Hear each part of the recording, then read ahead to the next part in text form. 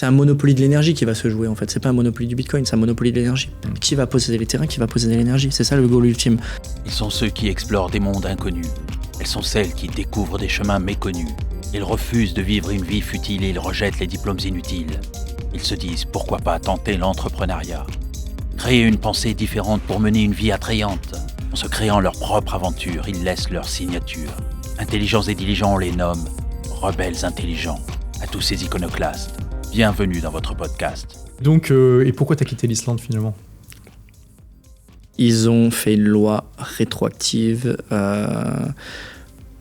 pour mettre 24% de TVA sur le minage de Bitcoin. Le minage de Bitcoin n'était pas régulé en Islande et il y a eu une pression du lobbying intelligence artificielle d'Islandais qui voulait récupérer ces watts rapidement parce qu'il y a une course aux watts.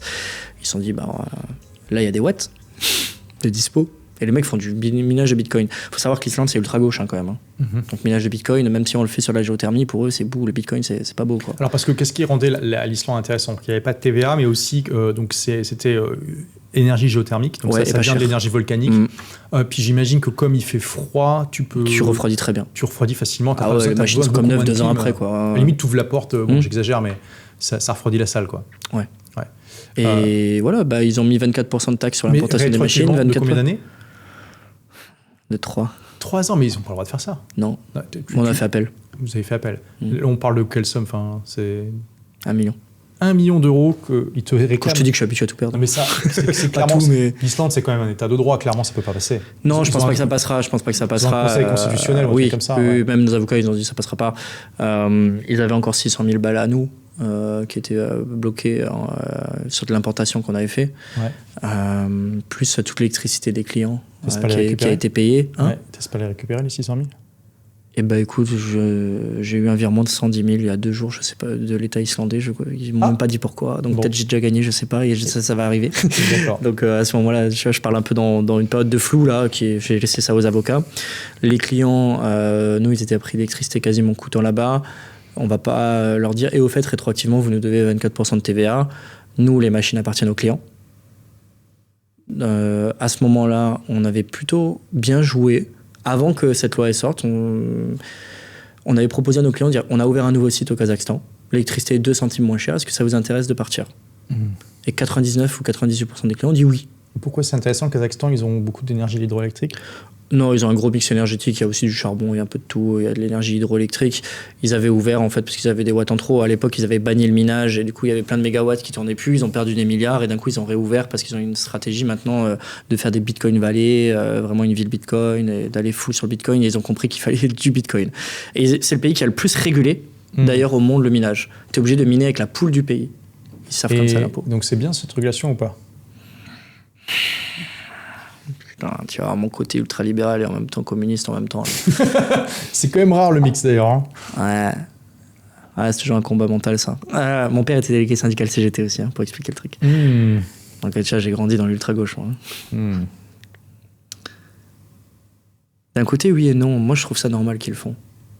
C'est pas bien pour Bitcoin, mais... Après, il y a régulé. Tu peux avoir des régulations. Non, je trouve que la régulation, elle est intelligente en vrai. Okay. Elle est un peu chiante, mais elle est intelligente. Ça veut dire qu'ils prennent un pourcentage à l'importation, qui est 12% du prix des machines.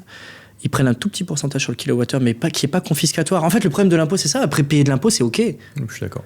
Moi, je suis content qu'il y ait des policiers, qu'il y a des hôpitaux, qu'il y a des trucs. C'est juste qu'en France, tu payes l'abonnement à la salle de sport la plus chère de Dubaï et t'as un Basic Fit avec 3 haltères dans un jardin, tu vois. Je veux dire, le rapport qualité-prix est mauvais. Exactement, le rapport qualité-prix est pas bon. Sinon, tu te rends compte quand tu vas ailleurs, notamment à Dubaï, où au contraire, le rapport qualité-prix est démentiel. Exact. Ouais. Donc, à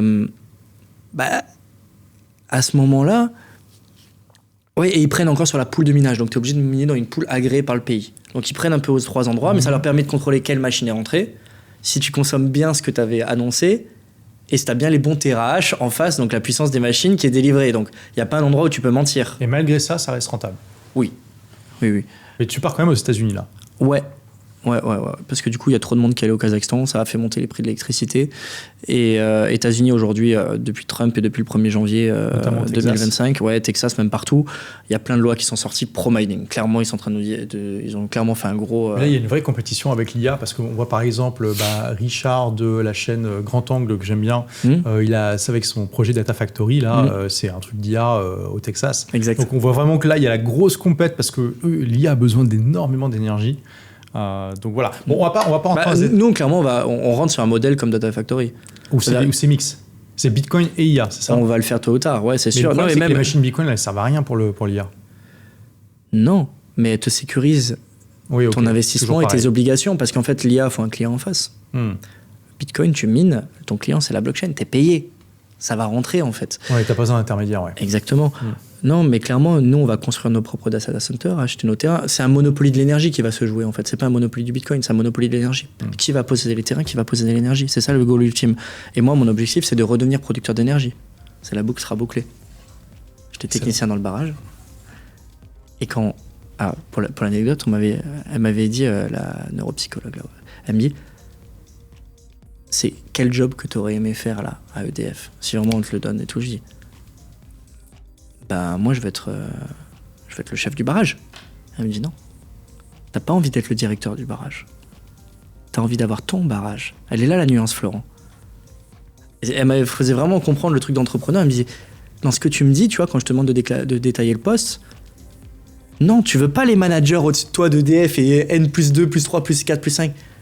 Tu veux ton barrage avec tes gars. Tu seras jamais heureux dans cette boîte. Elle avait raison.